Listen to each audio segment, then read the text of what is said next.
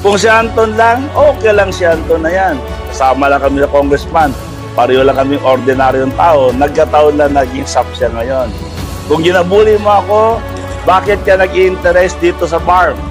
Ikaw, SAP Anton, anong pinagkaka-interesan mo dito sa farm na ito? Dahil ba sa bilyon na kinukuha mo? Ha?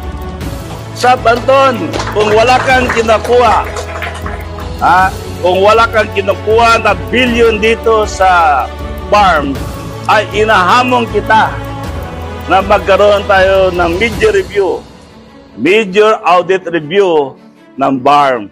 At para maklear ang pangalan mo na issue na yung mga billion-billion ay kinukuha ninyo.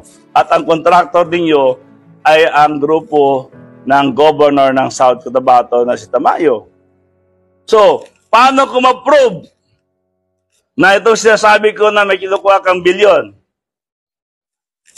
Meron tayong pending bill, si Congressman Mujib at si Congressman Tan doon sa Kongreso.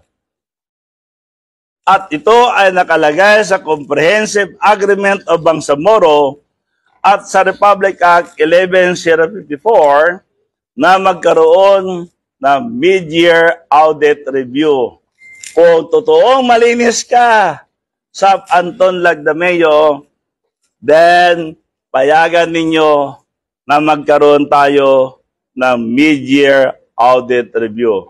Pag hindi ka pumapayag at wala kang statement sa Presscom na pumapayag ka na magkaroon ng mid-year audit ang farm, ibig sabihin, totoo na meron kang letter B na natatanggap kada buwan-buwan.